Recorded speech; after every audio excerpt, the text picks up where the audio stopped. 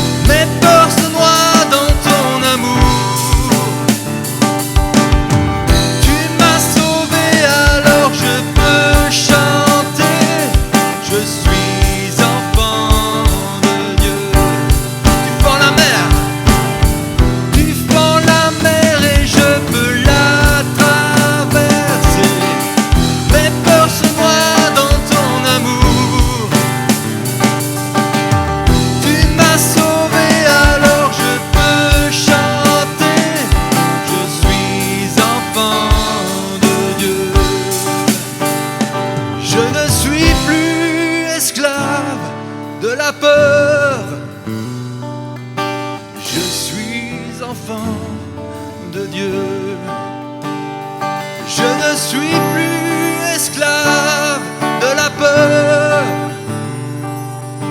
Je suis enfant de Dieu. Je suis enfant de Dieu. Je suis enfant de Dieu.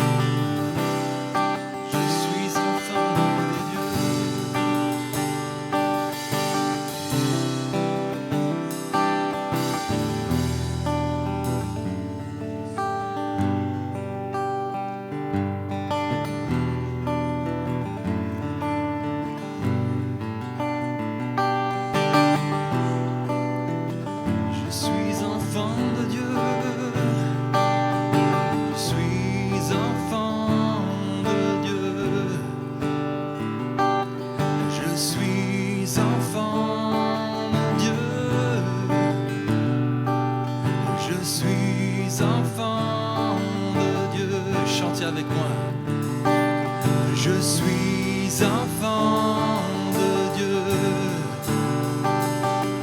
Je suis enfant de Dieu. Je suis enfant de Dieu. Je suis enfant de Dieu. Tu fends la mer. Tu fends la mer et je peux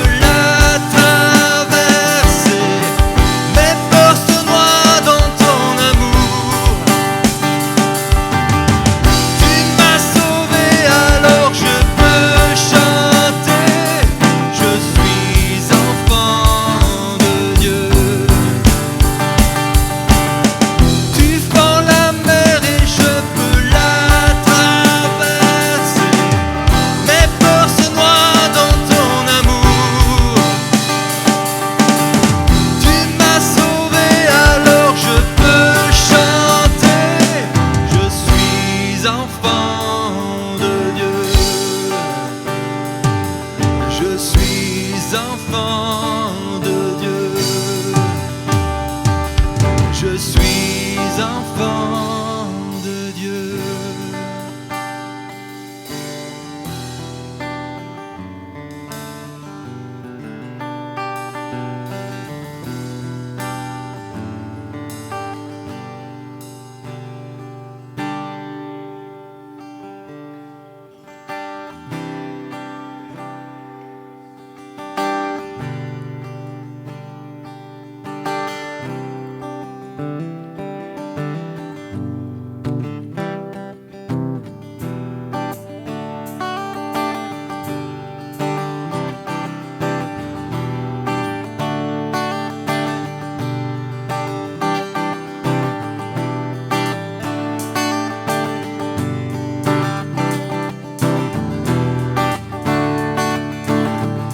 J'abandonne mes tristesses, j'abandonne mes peines, je les laisse tomber pour la joie du Seigneur. Ensemble, j'abandonne mes tristesses, oh, j'abandonne mes peines, je les laisse tomber pour la joie du Seigneur.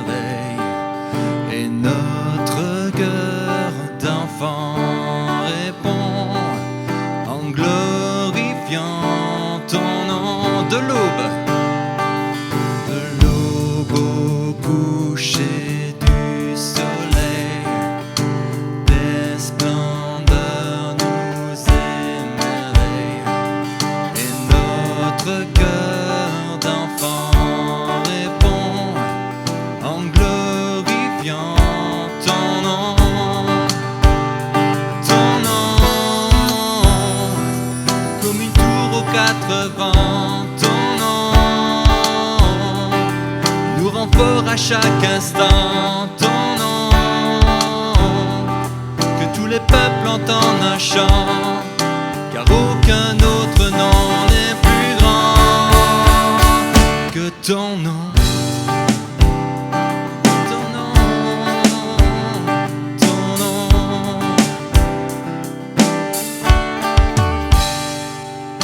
Jésus fortifie nos cœurs par ta grâce et ta grandeur, car c'est en toi que nous prions en glorifiant ton nom.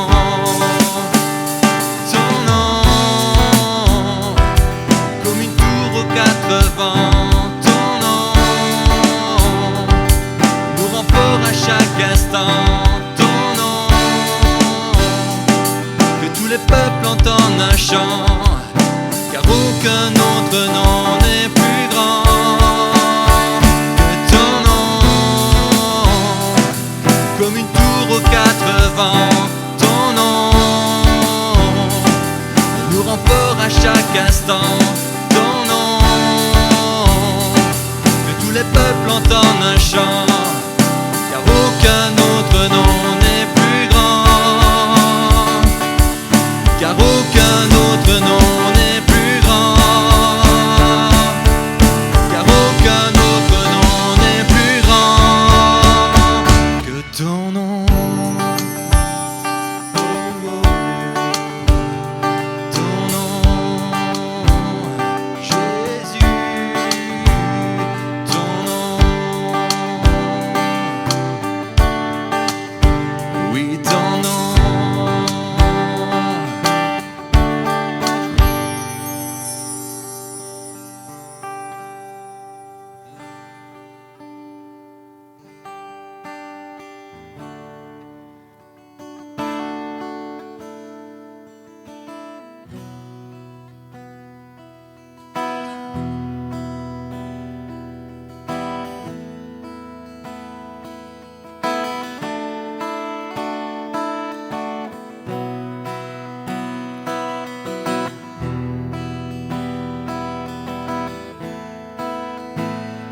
Toute ma vie l'a donnée pour toi,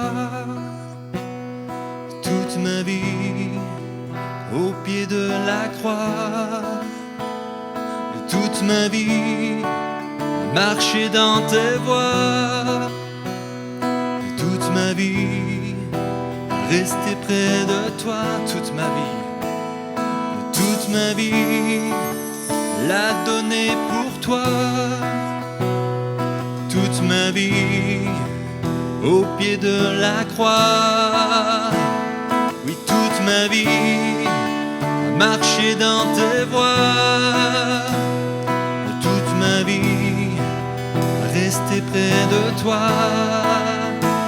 Et même si la tempête fait rage et que les vents me font perdre courage, je m'appuie sur le rocher. Aucune montagne ne pourra m'arrêter. Toute ma vie l'a donnée pour toi. Toute ma vie au pied de la croix. Toute ma vie marcher dans tes voies. Toute ma vie rester près de toi. Et même si la tempête fait rage et que les vents me font perdre courage, je m'appuie sur le rocher. Aucune montagne ne pourra m'arrêter. Et même si la tempête fait rage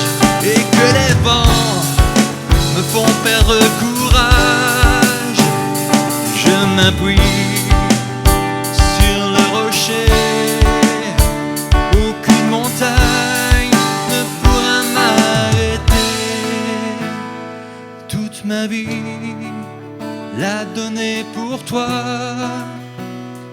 Toute ma vie au pied de la croix.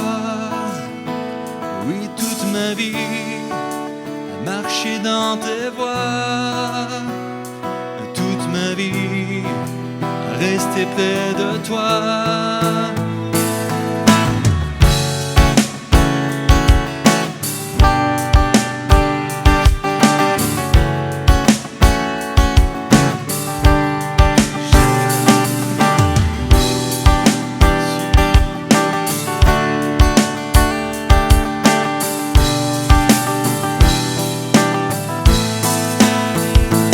Même si la tempête fait rage et que les vents me font perdre courage, je m'appuie sur le rocher. Aucune montagne ne pourra m'arrêter. Toute ma vie la donner pour toi. Toute ma vie au pied de la croix. Toute ma vie marcher dans tes voies. Toute ma vie à rester près de toi.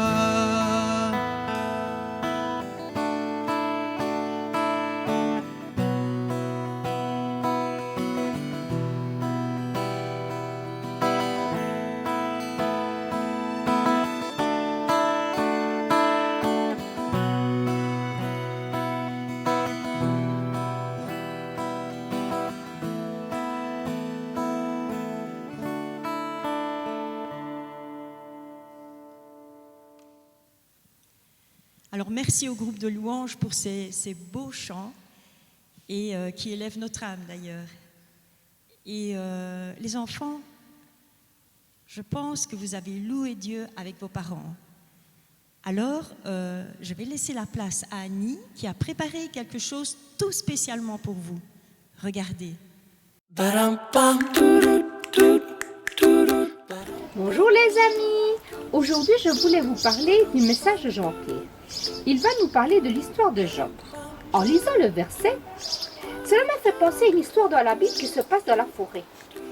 Une histoire d'un petit lapin qui faisait son jogging et en chemin il rencontra une tortue. Bien évidemment, le lapin arrive toujours en premier et ma petite tortue après calmement. Vous savez que pour être en forme, il faut une bonne alimentation, de l'entraînement physique et moral. Un jour, le lapin propose à la tortue de faire une course. La tortue accepte le défi. Nos amis se trouvent sur la case départ. Et le lapin, fier et charlatan, va annoncer au grand public que la petite tortue n'aura pas de chance et que lui va lui laisser un peu d'avance et va prendre son jus de carotte. Pendant ce temps, la tortue continue la course calmement et confiante, priant Dieu et le remerciant pour toutes les forces qu'il lui donne. Mais voilà le premier obstacle, une grosse pierre sur le chemin qui va blesser la patte de la petite tortue. Ce cher lapin va évidemment rapidement dépasser la tortue. La course ne va pas décourager mon amie. Elle va se mettre à saigner et puis elle va mettre un tout petit peu de boue, mais toute confiante, elle continue la course. Le lapin refait la pause et va épater la galerie en se moquant et en rabaissant la tortue. Hélas, ma tortue va rencontrer d'autres obstacles, des épreuves qui ne vont pas lui faciliter la tâche. Un tronc d'arbre au milieu du jetis là. Et alors la tortue, elle va devoir faire tout le détour pendant que le lapin, avec un saut, il va vite dépasser ma tortue. Mais la tortue continue. Et voilà la pluie qui arrive. Et la pluie va enfoncer la carapace de la tortue et ça va la ralentir. Et sur le côté, elle avait des amis qui la regardaient. Et à la place de l'encourager, ils se sont mis à se moquer d'elle. Ils lui ont dit « T'aurais dû faire la course avec un escargot, mademoiselle tortue. » Alors, avec un peu de courage qui lui reste, la tortue, elle va continuer quand même sa course. Elle voit la ligne d'arrivée. Mais seulement, elle voit le lapin arriver tout près. Prise de panique. J'aurais pas dû faire cette course ridicule. J'ai pas de chance, c'est la faute à Dieu parce que la pluie m'a empêché d'avancer. Mais dans le ciel, voilà un joli papillon qui l'encourage. Il dit, hé, n'arrête pas ta course. Qui te donne des forces chaque jour? Qui te donne à manger? Ne perds pas espoir, crois et tu y arriveras. Son public, ses amis, vont dire, oui, c'est Dieu qui t'a puni. Ouais. Tu n'es pas à la hauteur de faire la course, tu sais. À ce moment-là, une châtaigne va tomber sur la tête du lapin et lui faire bien mal. Et boum, le lapin va tomber. Et la tortue, eh bien, elle va dépasser le lapin et elle va gagner la course. Elle est contente et triste à la fois, mon ami la tortue. Parce que malgré les moqueries et les méchancetés qu'on lui a dit, comme dans l'histoire de Job, elle va réfléchir. Elle sait qu'elle n'a pas eu une bonne attitude en se moquant du lapin et en se moquant de ses amis. La tortue va décider d'aller au secours du lapin. Elle va le transporter sur sa carapace, elle va le soigner et elle va prier pour lui et pour ses amis et elle va demander pardon. Elle sait qu'elle aurait pu compter sur la force de Dieu et aussi de l'encouragement du papillon. Même si le lapin est plus fort et super fier, la petite tortue avait peu de chance peut-être de gagner parce qu'elle est plus faible. Mais je pourrais vous raconter la même histoire avec un escargot et une petite tortue. Vous savez, pour Dieu, que l'on soit fort, petit, grand, fort ou faible, ça n'a pas d'importance. Je sais que Dieu nous met à l'épreuve et même si c'est difficile, il ne faut pas perdre espoir. Et il ne faut pas accuser Dieu non plus. Il faut lui faire confiance. Parce que vous savez, avec Dieu, on est toujours plus que vainqueur. Mon histoire est terminée. J'espère que ça vous a plu. Je vous dis à bientôt. Bonjour et bienvenue ce matin. Bonne fête, oui, à tous les papas. Papa, qui dit papa, mais quand on dit papa, je pense que je ne peux pas m'empêcher de penser à mon Père céleste, le Père par excellence qui nous a donné, bien sûr, son Fils Jésus. Nous allons prendre la communion ce matin et j'aimerais vous dire, tu n'es pas oublié, Dieu ne t'a pas oublié. Je vais juste partager avec vous quelques versets dans Ésaïe 49, à partir du verset 13. Elle nous dit, cieux, réjouissez-vous, terre, sois dans l'allégresse, montagne, éclatez en cris de joie, car l'Éternel console son peuple, il a pitié de ses malheureux. Sion disait, l'Éternel m'abandonne, le Seigneur m'oublie. Une femme oublie-t-elle l'enfant qu'elle allait? N'a-t-elle pas pitié du fruit de ses entrailles? Quand elle l'oublierait, moi, je t'oublierai pas, je t'oublierai point. Voici, j'étais gravé sur mes mains. Tes murs sont toujours devant mes yeux. On voit qu'ici la promesse, on voit que le peuple d'Israël était très très très loin de son Dieu. C'est pendant la période d'exil, il était séparé de son Dieu.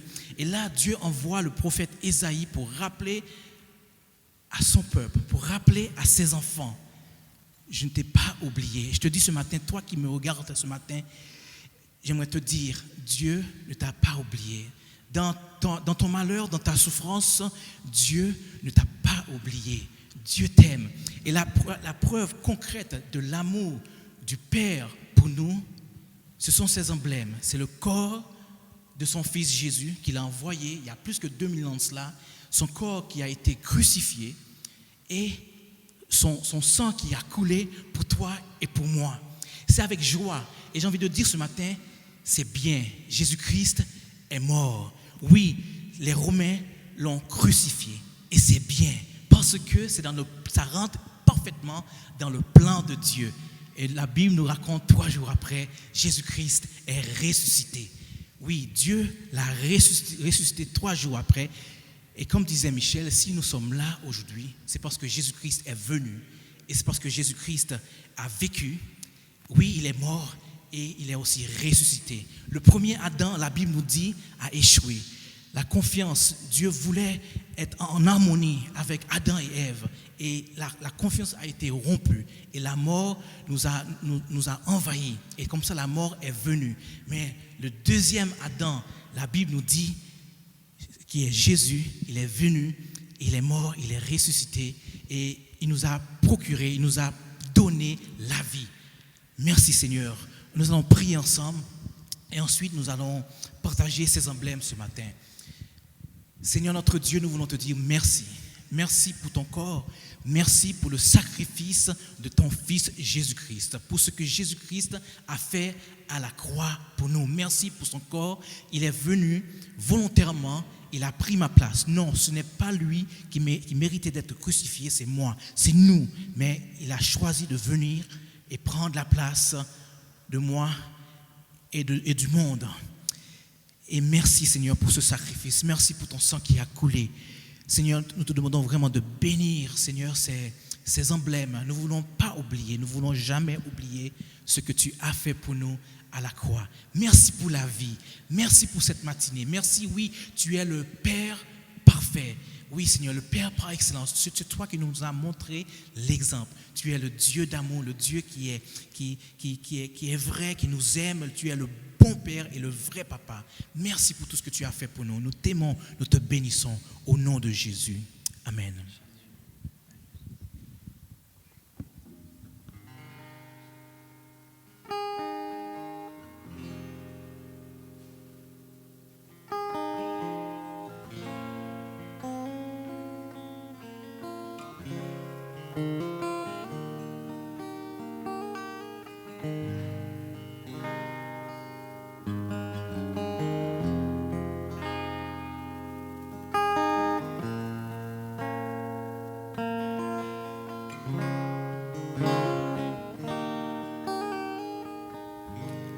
Prenons tous ensemble le pain.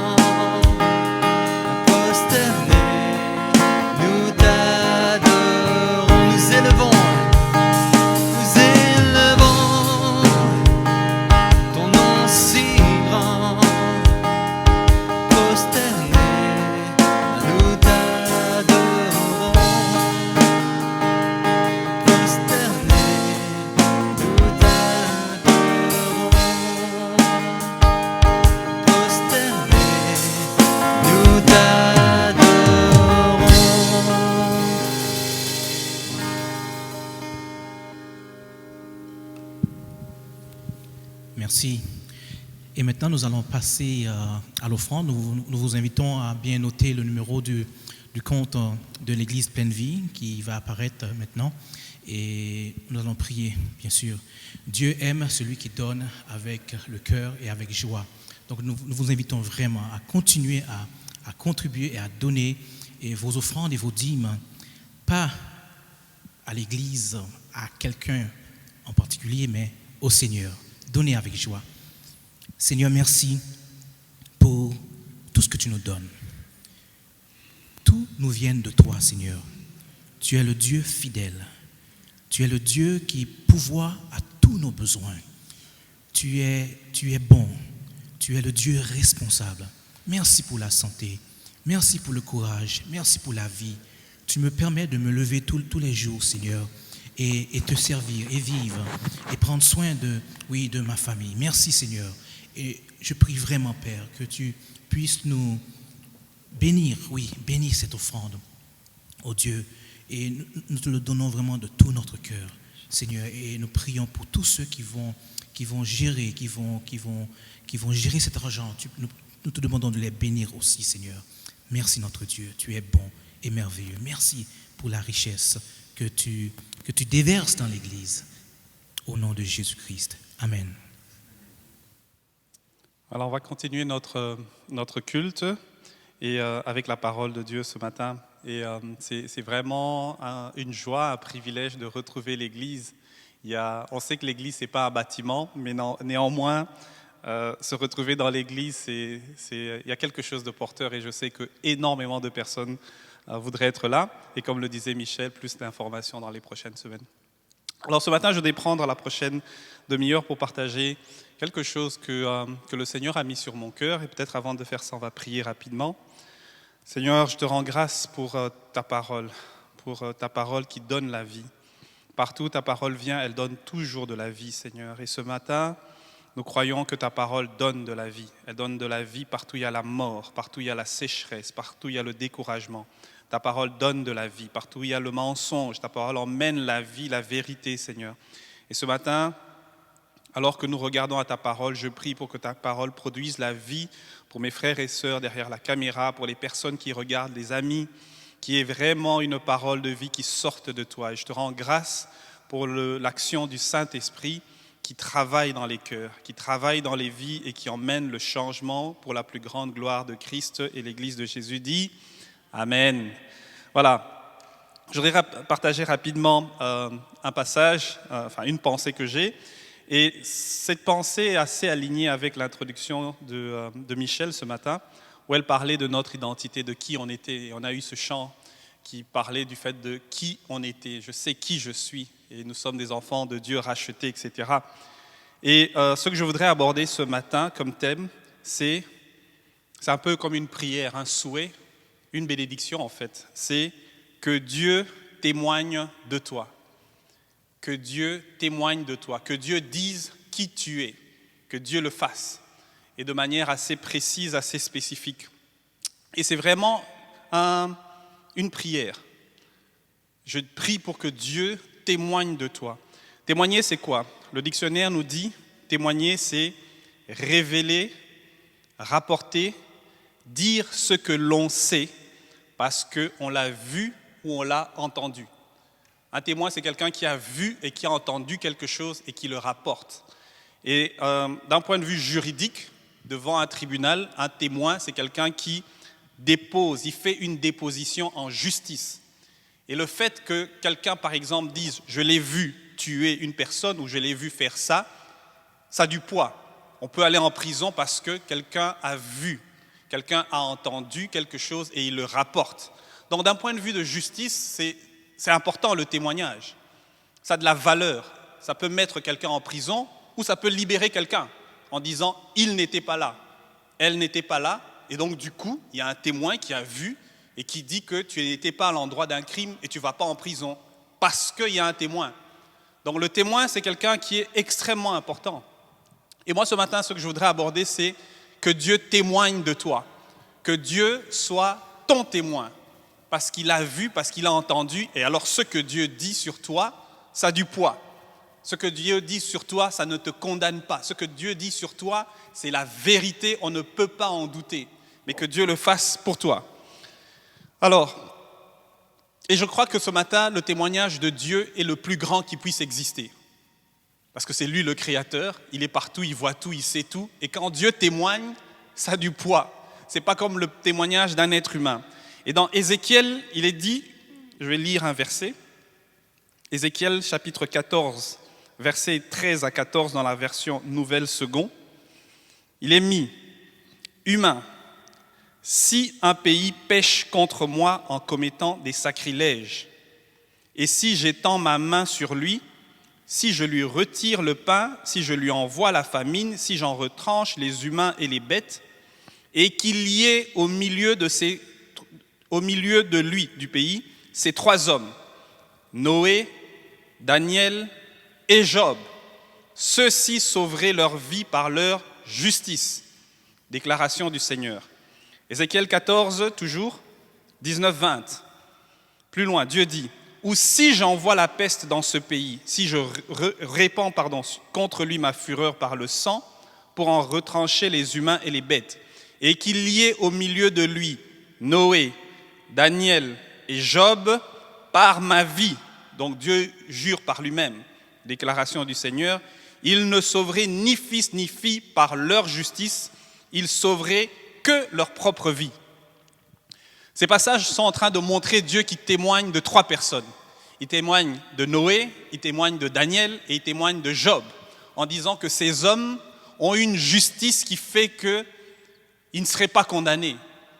Ils seraient sauvés, même s'il y a une calamité autour d'eux, même s'il y a la mort, il y a la peste. Ces trois hommes-là, à cause de leur propre justice, que Dieu a vue, que Dieu connaît, que Dieu a entendue, ces personnes-là seraient sauvées. Et moi, ma prière pour toi ce matin, c'est que Dieu témoigne de toi de la même manière. Que Dieu puisse dire A, B, C, lui, elle, s'il était à tel endroit, il serait sauvé. Parce qu'il a une justice. Je le connais, j'ai vu, je sais. Lui, il est différent. Que Dieu témoigne de toi, que Dieu parle de ton nom, que Dieu dise à d'autres personnes, si tel était là, ce serait différent. Et donc, le personnage qui m'intéresse ce matin, c'est Job. Dieu est en train de citer Job parmi ces trois personnes. Il y a Noé, il y a Daniel et il y a Job. On parlera peut-être des autres une autre fois, mais aujourd'hui, il parle de Job. Et l'histoire de Job est extrêmement intéressante comme histoire par rapport à la capacité de Dieu de témoigner de quelqu'un. Dieu, dans Job 1, verset 6-8, toujours dans la Nouvelle Seconde, il est mis. Un jour, les fils de Dieu vinrent se présenter devant le Seigneur. Et l'adversaire, Satan, l'opposant, le diable, aussi vint au milieu d'eux. Le Seigneur dit à l'adversaire, à Satan, « D'où viens-tu » L'adversaire répondit au Seigneur de parcourir la terre, notre planète, pour m'y promener. On peut faire toute une prédication sur ça, mais ce n'est pas le point. Le Seigneur dit à l'adversaire, « As-tu remarqué Job, mon serviteur ? Il n'y a personne comme lui sur la terre. C'est un homme intègre, droit, qui craint Dieu et s'écarte du mal. » Dieu témoigne de Job. Dieu regarde, il dit à Satan, « Regarde qui est Job. » Il témoigne, parce que je connais Job, parce que j'ai entendu Job. Est-ce que tu as vu Job, mon serviteur ? Il témoigne. Je prie ce matin pour que Dieu témoigne de toi de la même manière que Dieu puisse dire à Satan, « As-tu vu mon serviteur ? As-tu vu ma servante ?» Ça, c'est au chapitre 1. Au chapitre 2, il dit encore la même chose. Chapitre 2, versets 2 à 3. Un jour, les fils de Dieu vinrent se présenter devant le Seigneur et l'adversaire aussi vint au milieu d'eux pour se présenter devant le Seigneur. Le Seigneur dit à l'adversaire, « D'où viens-tu » L'adversaire répondit au Seigneur de parcourir la terre pour m'y promener. Le Seigneur dit à l'adversaire, « As-tu remarqué Job, mon serviteur ? Il n'y a personne comme lui sur la terre, c'est un homme intègre et droit qui craint Dieu et s'écarte du mal. Il demeure ferme dans son intégrité alors que tu m'incites à l'engloutir sans raison. » L'histoire de Job, on la connaît un peu et je résume. Job est un homme qui vit bien, il craint Dieu, etc. Tout le monde aime Job, tout le monde aime passer à côté de Job. Et un jour, Satan vient, il dit « Oui, mais Job fait tout ça parce que tu le bénis. Et si aujourd'hui tu arrêtes de le bénir, Job, il ne va plus t'aimer, il ne va plus te servir de la même manière. Et Dieu dit, ah oui, ok, vas-y. Quelque part, Dieu dit, emmène des calamités, des malheurs dans sa vie, mais tu ne peux pas toucher à sa santé. Et là, Job perd ses enfants, il perd ses biens, il y a toute une série de catastrophes qui arrivent, je vous invite à lire ce livre. Et Job, malgré tout ça, il reste fidèle. Et la deuxième fois, c'est là que Satan vient, il dit encore à Dieu, Dieu lui dit encore, as-tu vu Job? Et de la même manière, Dieu témoigne encore de Satan. Et puis là, Satan dit, oui, mais si tu touches à sa santé, il va te renier. Parce que les hommes aiment leur santé. Et Dieu dit, ok, vas-y. Et Job tombe malade en fait. Et malgré tout ça, malgré toutes les épreuves qui lui arrivent, Job tient bon. Il y a même des gens, des croyants qui viennent pour encourager Job. Et en gros, ils lui disent, mais tout ça, ça t'arrive parce que tu as péché. Mais tu n'avoues pas ton péché. Ils témoignent contre Job. Ils disent, tout ça, ça t'arrive parce que tu as péché. Et à la fin, Dieu dit, non, Job n'a pas péché, c'est juste ma souveraineté, etc. Et Dieu restaure Job. Dieu le restaure complètement, il a d'autres enfants, il a de nouveaux biens, etc. Et moi, ce matin, je voudrais juste me focaliser sur 5 choses que l'on apprend de la vie de Job. Et avant d'aller là, il y a un passage qui m'intéresse. C'est dans Job, chapitre 29. Job, chapitre 29. Et ce chapitre de Job, je vous invite à le lire. Job 29. C'est un chapitre où Job est en train de parler de sa vie. Et on va le lire très rapidement. Il est un rien long, mais ça vaut vraiment la peine de lire Job 29. Alors je vais lire Job 29. Voilà. On va prendre la Louis II. En Job 29. Je vais lire. Job prit de nouveau la parole sous forme sentencieuse et dit « Oh, que je ne puis être comme au mois du passé !» Donc il est en plein dans son malheur. « Comme au jour où Dieu me gardait, quand sa lampe brillait sur ma tête et que sa lumière me guidait dans les ténèbres.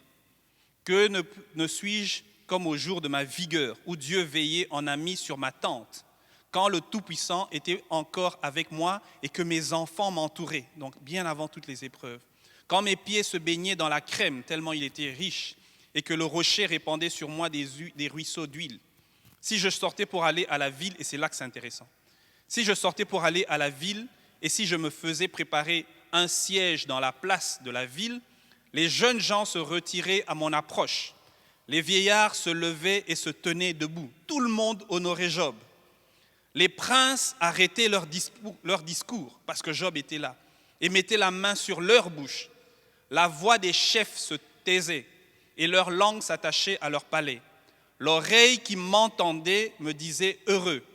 L'œil qui me voyait me rendait témoignage. On rendait témoignage de Job. Job était une personne appréciée, aimée. Tout le monde rendait un témoignage positif de Job. Et il dit, et c'est là que c'est super intéressant, à partir du verset 12, pourquoi est-ce que tous les gens honoraient Job? Pourquoi est-ce que le témoignage de Job était bon?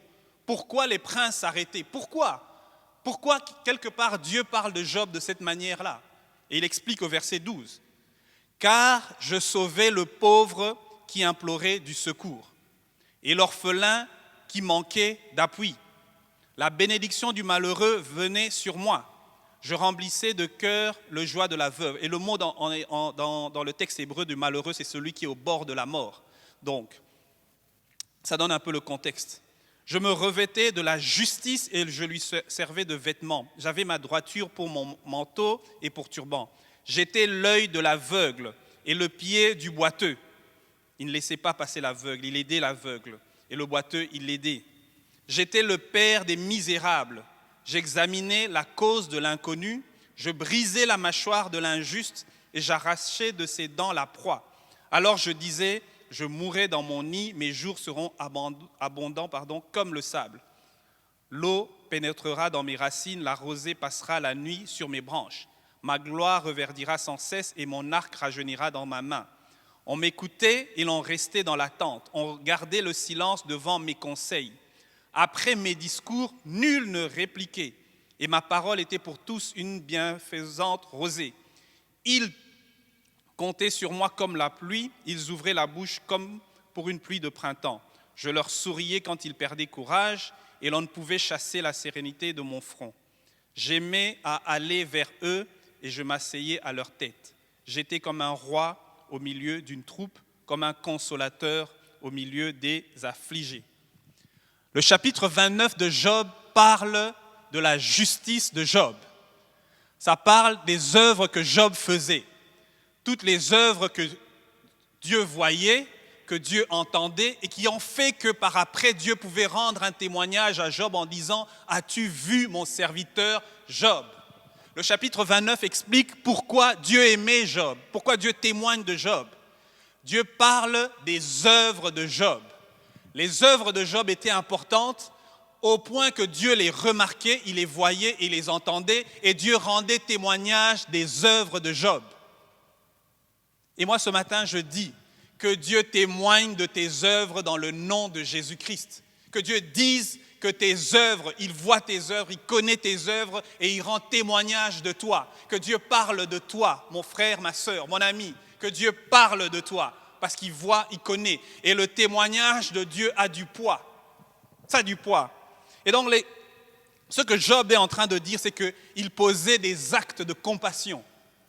Quand Job sortait de chez lui, partout il avait une opportunité d'avoir de la compassion, il le faisait.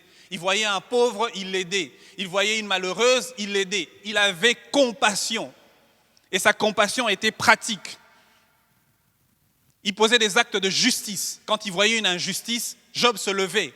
Il le dit, j'arrachais de la mâchoire du riche pour donner aux pauvres. Job était une sorte de Robin des Bois. La justice pour Job, c'était important. Il ne laissait pas l'injustice. Il agissait. Et pour moi, ce matin, c'est encore extrêmement important. Job dit, je protégeais le faible. Depuis quelques semaines, on parle de cette situation aux États-Unis avec George Floyd, un Américain qui s'est fait tuer.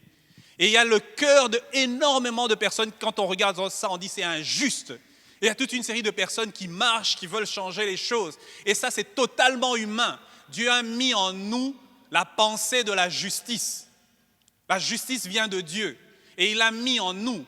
Et nous, en tant qu'Église, on a cette responsabilité. Job, à un moment, il dit, au verset, je pense que c'est au verset 11 ou 12, il dit, je m'enveloppais de la justice et je prenais la droiture comme un manteau. Les chrétiens et les chrétiennes, on a un manteau de justice que Dieu veut que l'on ait. Ou quand tu vois l'injustice, tu ne peux pas te taire. On ne peut pas se taire face à l'injustice. On doit parler.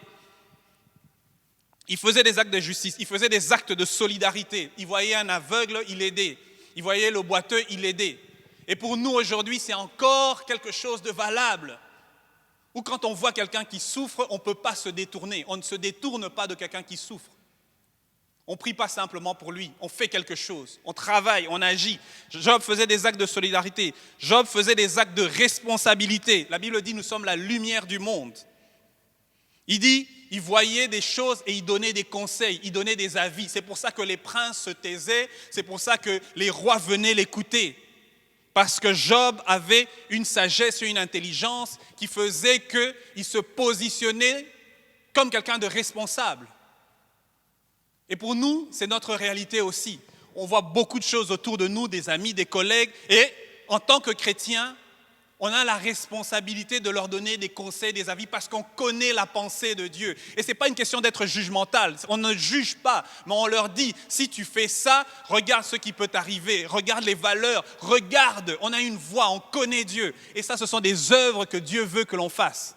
Et Job faisait tout ça. Le chapitre 29 est rempli de toutes les œuvres de Job et qui ont fait que Dieu disait, as-tu vu mon serviteur Job ? Ça touchait le cœur de Dieu et ça faisait que Dieu témoigne d'un être humain. J'ai envie de dire, waouh, Dieu témoigne d'un être humain. Plusieurs années après, il dit, si dans une ville il y a des problèmes et qu'il y a Noé, il y a Daniel et il y a Job, ceux-ci seraient sauvés par leur justice. Le chapitre 29 explique pourquoi Job serait sauvé. Parce que sa justice sortait du lot. Et moi, ce matin, je dis, on a Christ avec nous. Et Christ est notre justice. Il a payé pour nous. Et il y a une double dimension dans cette justice. Il y a la première dimension qui est, on était des pécheurs, On a été racheté, régénéré. La justice de Dieu, c'est Christ.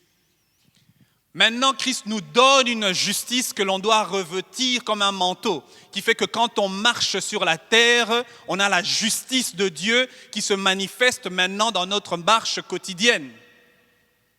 Nous sommes sauvés par la foi, c'est un acte de justice, mais par après, il y a une justice qui nous est donnée, un vêtement de justice, et il le dit dans Ésaïe, il nous donne un vêtement de justice afin qu'on soit des térébintes, afin qu'on soit des signes, afin qu'on soit des références, afin qu'on soit la lumière du monde, qu'on soit le sel de la terre. Il nous donne ça et on revêt ce manteau de justice, et quand tu marches sur la terre, tes œuvres parlent. Et c'est ça la pensée de Dieu. Et nous devenons des Job, des Noé, des Daniel dans notre temps, dans notre génération, dans nos villages, dans nos villes, dans nos travaux, là où Dieu nous positionne. Nous sommes des témoins. Pas simplement parce qu'on dit que Christ est mort, mais parce que notre vie parle de Christ. Nos actes parlent de Christ. 5 leçons, 5 enseignements pour nous aujourd'hui. La première, nos œuvres sont la manifestation de notre justice, de notre équité, de notre intégrité. Les œuvres manifestent notre justice. Il y a ce passage qui dit dans Jacques 2, 14, 19, je vais le lire rapidement. « Mes frères, à quoi servirait-il que quelqu'un dise avoir la foi s'il n'a pas d'œuvre? La foi pourrait-elle le sauver? Si un frère ou une sœur n'avait pas de quoi se vêtir et manquait de la nourriture de chaque jour, que l'un d'entre vous dise « Allez en paix, tenez-vous au chaud et mangez à votre faim, sans leur donner ce qui est nécessaire au corps, à quoi cela servirait-il? Il en est ainsi de la foi. Si elle n'a pas d'œuvre, elle est morte en elle-même. Mais quelqu'un dira, toi tu as de la foi, moi j'ai des œuvres. Montre-moi ta foi en dehors des œuvres. Moi, par mes œuvres, je montrerai la foi. Toi, tu crois que Dieu est un, tu fais bien, les démons le croient aussi et ils tremblent. » Ce que ce passage nous dit, c'est nos œuvres sont importantes. Quand on est sauvé, les œuvres sont importantes. Les œuvres ne sauvent pas, mais il faut que ta foi se manifeste par les œuvres. C'est exactement ce que je disais avant. On reçoit la justice de Dieu, on est sauvé par la foi, mais il y a une deuxième justice qui nous vient, qui est nos œuvres doivent parler. Nos œuvres doivent manifester notre justice. Nos œuvres doivent manifester notre intégrité. Nos œuvres doivent parler. Nos œuvres, c'est une manifestation. Ça, c'est la première chose. Il faut que tes œuvres manifeste. La deuxième chose, c'est nos actes, nos œuvres. Œuvre, acte, action, c'est la même chose. Parle devant Dieu. Nos œuvres parlent devant Dieu. Nos œuvres ne sont pas muettes. Nos actions ne sont pas muettes. Ça parle. Dieu les voit et il l'entend. Dans le monde spirituel, ça parle. Apocalypse 14, 13 dit « Puis j'entends une voix qui vient du ciel. Elle dit « Écris. Ils sont heureux dès maintenant ceux qui meurent au service du Seigneur. » L'Esprit Saint dit, c'est vrai, ils peuvent se reposer de leurs œuvres. En effet, leurs actions parlent pour eux. Nos actions parlent devant Dieu. Nos actions parlent. Dans le monde spirituel, Dieu voit. Et les actions de Job parlaient en sa faveur. De la même manière, si tes œuvres sont négatives, tes œuvres parlent contre toi et te condamnent. Je veux juste nous encourager ce matin à réaliser que nos actions du quotidien parlent pour nous ou contre nous. Tu passes ta journée à critiquer les gens, ce sont des œuvres qui parlent contre toi et qui disent « tu es quelqu'un qui critique tout le temps ». Tu passes ta journée à bénir les gens, à parler du bien sur les gens, ce sont des œuvres qui parlent pour toi. Tu passes ta journée à tricher, ce sont des œuvres qui parlent pour toi. Tu passes ta journée à être intègre, ce sont des œuvres qui parlent pour toi. Et la Bible dit que nos œuvres nous accompagnent dans le ciel. Nos œuvres nous accompagnent. Donc je veux nous encourager ce matin à prendre conscience que nos œuvres, quelque part, nous identifient. Nos œuvres nous identifient. Et je réfléchissais. Parfois, il y a des gens qui sont pas très bien intentionnés, on va dire ça comme ça. Parfois, des chrétiens, on tombe dans le piège où on vit une vie à demi-teinte. Et on vient dimanche à l'église, on se repent et parfois, pour certains, on paye la dîme. On donne la dîme.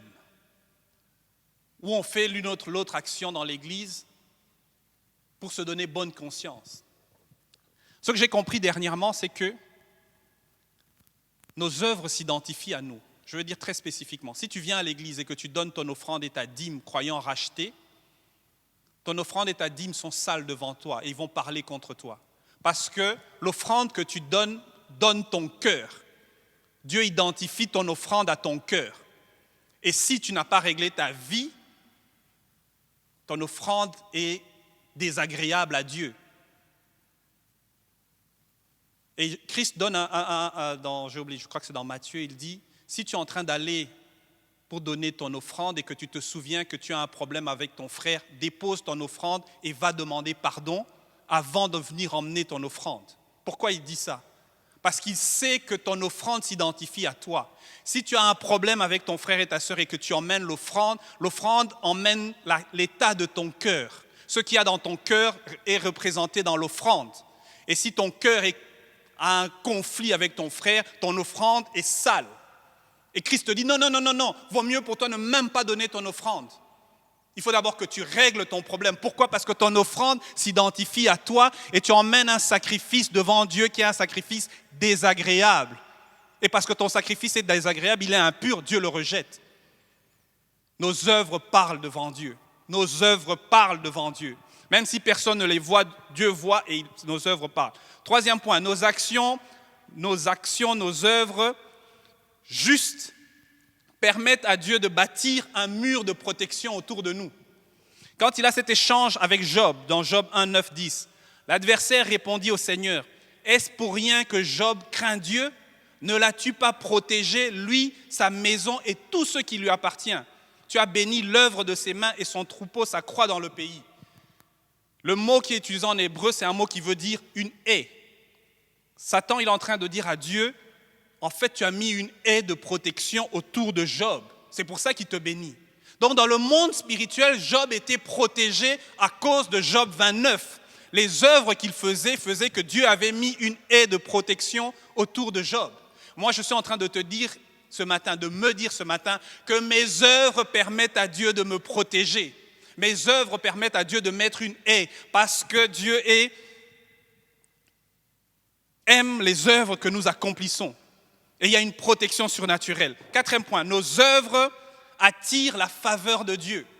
C'est ce que le diable dit. Tu as mis une haie, tu le protèges, en plus, tu le bénis. Tu es favorable. Et dans le Nouveau Testament, il y a deux exemples, on ne va pas les lire, mais on connaît bien. Il y a l'exemple de Corneille, dans Acte 10. La Bible dit qu'à un moment, un ange lui dit, tes prières et tes actes de compassion, tes aumônes sont montés devant Dieu et il s'en est souvenu et Dieu envoie Pierre dans la maison de Corneille.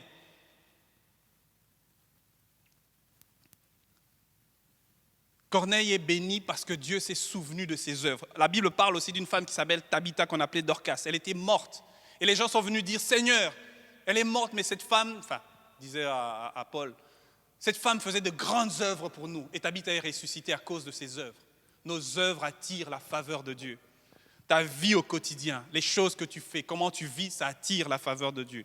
Et la dernière chose que je voudrais dire ce matin, c'est nos œuvres, nos actions, nos actes justes glorifient Dieu notre Père.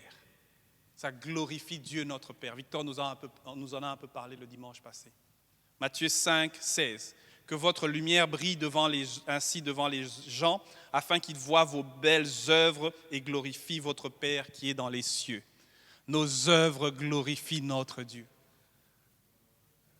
Nos œuvres glorifient notre Dieu. Ce que nous faisons, comment nous vivons, ça glorifie Dieu. Alors, c'est important de savoir que mon quotidien, la manière dont je vis tous les jours, quand personne ne me voit, à part Dieu, qui voit tout et qui sait tout, ces œuvres-là, Dieu les voit. Et ces œuvres-là glorifient Dieu. Au milieu de ma solitude, comment est-ce que je vis au milieu de mes épreuves? Comment je vis au milieu de mon abondance? Comment je vis dans le secret? Et comment je vis, comment je manifeste mes œuvres, ça glorifie Dieu. Ça élève Dieu, ça donne les honneurs à Dieu. Ma justice glorifie la justice de Dieu, élève Dieu. Et ce matin, c'est un encouragement pour nous. La manière dont tu vis, la manière dont tu es fidèle, tu tiens bon, même quand c'est dur. même quand c'est extrêmement difficile. Et tu continues à aimer, tu continues à donner de ton temps, de donner de ton énergie, à appeler les gens, continue à pardonner les gens qui t'ont fait du mal encore, et tu continues, et tu continues, et tu continues. Dieu voit tout ça et ça le glorifie. Ce sont des œuvres qui glorifient notre Dieu et ce sont des œuvres que Dieu aime. Ce matin, ma prière, c'est vraiment que Dieu témoigne de toi. Que Dieu témoigne de toi. Que Dieu se souvienne de toutes tes œuvres et qu'il dise « As-tu vu ma servante ?» Fièrement. « As-tu vu ma servante sur la terre ?» As-tu vu comment elle a marché en dépit de tout? Comment son quotidien, ses œuvres de tous les jours, dans son travail, dans sa maison, dans sa vie, comment cette personne a manifesté la compassion, la solidarité, la justice, l'équité. Comment est-ce que cette personne était intègre, même quand personne n'était intègre autour d'elle. Nos œuvres parlent. On va prier ce matin, je vais prier. Seigneur, je veux te rendre grâce pour ta parole encore ce matin et pour le privilège que nous avons d'avoir ta parole. Ta parole est une lampe à nos pieds et elle éclaire notre chemin. Et je te rends grâce pour l'assemblée ce matin, pour chacun des frères, des sœurs, des amis qui sont là. Et je prie ce matin pour que tu les revêtes de leur justice et que dans leur quotidien, qui est du courage, de la détermination pour marcher avec toi et pour toi, pour continuer à manifester les œuvres que tu as prévues pour chacun de mes frères et de mes sœurs. Seigneur, tu connais les défis de la vie, les circonstances par lesquelles nous pouvons traverser, par lesquelles nous pouvons passer, les circonstances parfois difficiles. Je prie pour qu'au milieu de ces circonstances, que mes frères et sœurs aient du courage et tiennent bon. Et je veux bénir notre assemblée, bénir chacun de ceux qui nous entendent, qui m'entendent encore aujourd'hui. Que ces hommes et femmes soient des témoins pour toi. Que tu puisses témoigner de leurs œuvres. Que tu puisses parler favorablement de leurs œuvres, de leur vie, même des choses cachées que personne ne voit. Tu vois celui et celle qui exerce la générosité dans le secret, sans crier gare. Tu le bénis au centuple. Tu vois celui, celle qui se garde pur, simplement à cause de ton nom et qui refuse de se compromettre, qui refuse de faire comme tout le monde. Bénis ses œuvres et que ses œuvres parlent devant toi encore plus fort. Tu vois celui, celle qui peut-être se bat justement. Ce matin, je prie pour que tu réveilles la justice d'un frère, d'une sœur. Que tu réveilles la justice dans le nom de Jésus. Et que tu mettes une détermination, que tu casses l'autorité du péché ou que tu casses l'autorité du sens de l'injustice qui peut être dans le cœur. Libère ce matin. Libère pour que ton peuple fasse les œuvres que tu as prévues pour lui. Je bénis ton assemblée, je bénis ton Église et je prie Saint-Esprit pour que tu continues de faire ton œuvre au nom de Jésus. Amen. Voilà, merci Jean-Pierre pour cette bonne parole et qu'elle puisse vraiment faire son chemin dans notre cœur. Et voilà, le culte touche à sa fin déjà et je vais faire les annonces pour la semaine. Donc, lundi, à 10h, on a la connexion de prière avec Antoine. Il apporte une petite méditation très profonde et il donne des sujets de prière et on passe un bon moment dans la prière. Mardi matin, 10h, au cœur de la Bible avec notre pasteur pour la méditation du livre de 1 Samuel, extrêmement enrichissant. Mercredi, nous avons le culte de louange à 19h30. Jeudi, la prière en live avec Coco et Jean-Pierre, 19h30. Et vendredi, pour les enfants, à 17h avec Espace Vie. Que le Seigneur vous bénisse. Passez un bon dimanche, profitez bien de votre papa et je vous souhaite une très bonne semaine. À dimanche prochain.